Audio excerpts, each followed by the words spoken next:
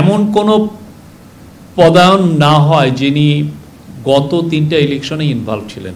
পদায়নের ক্ষেত্রে নিজ জেলায় যাবে না কেউ, বা যদি কেউ তার এখানে আত্মীয় থাকে, বিশেষ করে শ্বশুরবাড়ি থাকে, সেখানেও তার পোস্টিং সেখানে হবে না। মূলত 4টা বিষয় নিয়ে এখানে আলোচনা হয়। প্রথম হলো সোশ্যাল মিডিয়ার যে ডিসইনফরমেশন, এটা খুবই প্রমিনেন্টলি আলোচনা হয়।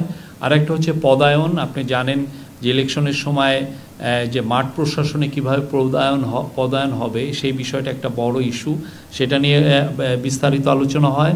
এবং ট্রেনিং নিয়ে আলোচনা হয়, এবং সিকিউরিটি সিচুয়েশন কীরকম হবে এবং সেখানে ডেপ্লয়মেন্টটা কীরকম হবে সেই বিষয়েও খুব গুরুত্বের সাথে আলোচনা হয়। প্রায় 2 ঘন্টার মিটিং ছিল।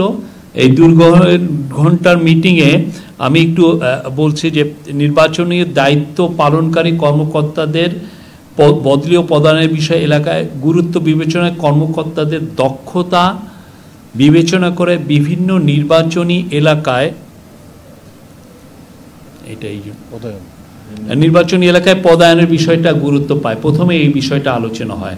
তো সেই বিষয়ে আমি বলতে পারি যে একটা বিষয় জোর দেওয়া হয়েছে বোধ মাঠ প্রশাসনে, বিশেষ করে ডিসি, এডিসি, ইউএনওদের জন্য, এবং যারা ডিস্ট্রিক্ট ম্যাজিস্ট্রেট আছেন, ম্যাজিস্ট্রেরিয়াল রোলে যারা আছেন, তারা যাতে এমন কোনো পদায়ন না হয় যিনি গত 3টা ইলেকশনে ইনভলভ ছিলেন।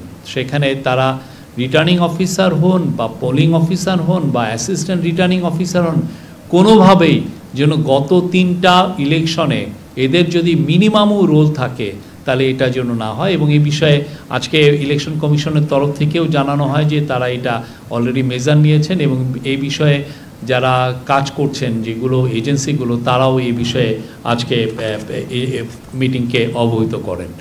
আর পদায়নের ক্ষেত্রে কি কি ক্রাইটেরিয়া হবে এবং কিভাবে পদায়ন হবে সে বিষয়ে সুনির্দিষ্ট, মানে র্যান্ডমলি যাতে এদেরকে দেওয়া হয়, এবং যিনি সবচেয়ে বেশি ফিট তাকে কিভাবে ফিট, আপনি তার যেই ধরনের ক্রাইটেরিয়া আছে তাকে এই ফিটনেসটা দেখার জন্য উনি শারীরিকভাবে কতটুকু ফিট, ওনার এসিআরটা কীরকম, ওনার পলিটিক্যাল ব্যাকগ্রাউন্ডে সেরকম আগের কোনো পলিটিক্যাল ব্যাকগ্রাউন্ড আছে কি না, ওনার কর্মদক্ষতা কীরকম, আগে পোস্টিংগুলো কোথায় ছিল, ওনার বিপরীতে কোনো ধরনের নিউজ পত্রিকায় কোনো ধরনের কোনো রিপোর্ট এসছে কিনা, অনেকগুলো বিষয় দেখা হচ্ছে যে কে এই পুরো বিষয়গুলো সবচেয়ে ফিট, এবং যিনি ফিট তাকে দেওয়া হবে সবচেয়ে ভালনারেবল জায়গায়, এবং এটা র্যান্ডমলি সিলেক্ট করা হবে, এবং এতে সর্বোচ্চ যাতে এফর্টটা দিতে পারেন সেই বিষয়টা লক্ষ্য রাখা হয়েছে।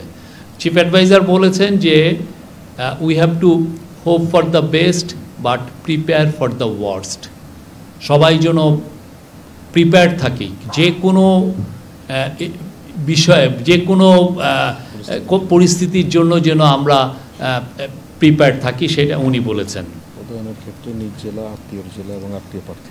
আর পদায়নের ক্ষেত্রে নিজ জেলায় যাবে না কেউ, বা যদি কেউ তার এখানে আত্মীয় থাকে, বিশেষ করে শ্বশুরবাড়ি থাকে, সেখানেও তার পোস্টিং সেখানে হবে না। আর আরেকটা বিষয় দেখা হবে যে তাদের কোনো আত্মীয় স্বজন প্রতিদ্বন্দ্বিতা করছে কিনা, সেক্ষেত্রেও সেই বিষয়ে পদায়নের বিষয়টা এটা খুবই লক্ষ্য রাখা হবে। আর এই বিষয়ে কাজ যে কর্মসূচি সেটা 1 নভেম্বর থেকেই শুরু হবে আপনার। এবং একই বিষয়ে পুলিশের তরফ থেকে বিশেষ করে লেফটেন্যান্ট জেনারেল জাহাঙ্গীর আলম চৌধুরীও জানিয়েছেন যে তারাও এইভাবেই দেখছেন যে কে সবচেয়ে ফিট, এবং তারা এইভাবে অলরেডি একটা লিস্টও করে ফেলেছেন 64 জনের, যে কোথায় কাকে কোথায় দেওয়া হবে, এবং এইটা যাতে র্যান্ডমলি হয় এবং এই বিষয়ে যাতে সর্বোচ্চ নিউট্রালিটি এবং আনবায়াস থাকে সেই বিষয়ে আজকে চিফ অ্যাডভাইজার বারবার বলেছেন। আমি আজ সোশ্যাল মিডিয়া নিয়ে যথেষ্ট আলাপ হয়েছে। সোশ্যাল মিডিয়ার মাধ্যমে আপনারা জানেন যে কিভাবে মিসইনফরমেশন, ডিসইনফরমেশন ছড়ানো হচ্ছে, সেটা নিয়ে আজকের মিটিংয়ে বড় রকমের আলাপ হয়, এবং দুইটা কমিটি করার কথা বলা হয়। একটা হচ্ছে সেন্ট্রাল কোঅর্ডিনেশন কমিটি, যারা এই পুরো কোঅর্ডিনেশনটা করবেন, এবং এই সেন্ট্রাল কোঅর্ডিনেশন কমিটিটা যাতে একদম উপজেলা পর্যন্ত এই কমিটিটা থাকে, এইটার জন্য বলা হয়েছে, এবং সেই বিষয়ে অলরেডি স্টেপ নেওয়া হচ্ছে। আর একটা হচ্ছে যে সেন্ট্রাল কমিটি ডিসইনফরমেশনের জন্য একটা কমিটি, এটা পুরো আপ টু সেন্ট্রাল একটা ইলেকশন কমিশনেও থাকবে, এটা এখানে মন্ত্রণালয়গুলোতেও থাকবে যারা এই বিষয়গুলো দেখছেন, আর অ্যাট দ্য সেম টাইম এটা উপজেলা লেভেল পর্যন্ত থাকবে, ডিস্ট্রিক্টে উপজেলা লেভেল, যাতে ইনস্ট্যান্টলি একটা আপনারা জানেন যে একটা সমস্যা হচ্ছে যে যদি কোনো ফেক নিউজ ছড়ানো হয় বা ডিসইনফরমেশন, দেখা গেলো এমন একটা ডিসইনফরমেশন ছড়ানো হচ্ছে বা এমন এআই দিয়ে এমন একটা ভিডিও ছড়ানো হচ্ছে যে যেইটা আপনাকে ফ্যাক্ট চেক করতে করতেই অনেক সময় আমাদের দেরি হয়ে যায়।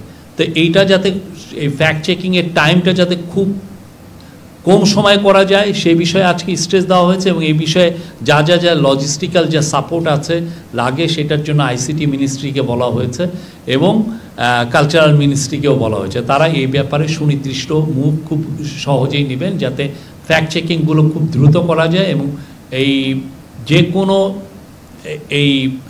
এই সমস্যা এই সোশ্যাল মিডিয়া দিয়ে যে এই ডিসইনফরমেশন বা মিসইনফরমেশন বা ফেক নিউজের যে কোনো উদ্ভূত পরিস্থিতিতে যাতে গভর্নমেন্টের পুরো মেশিনারি খুব দ্রুত এবং ডিসাইসিভলি অ্যাক্ট করতে পারে, যাতে এই ফেক নিউজগুলোকে সরানো যায়। এবং এটার ক্ষেত্রে আরেকটা বলা হয়েছে যে আপনি জানেন বাংলাদেশের ক্ষেত্রে সবচেয়ে বেশি ফেক নিউজ ছড়া হয় ফেসবুকের মাধ্যমে। তো ফেসবুকের সাথেও এই আমরা যাতে আরও গভীরভাবে নিবিড়ভাবে কথাবার্তা বলে যে আমাদের যে কনসার্নগুলো সেগুলো তাদেরকে জানাই, সে বিষয়েও জানানো হয়েছে।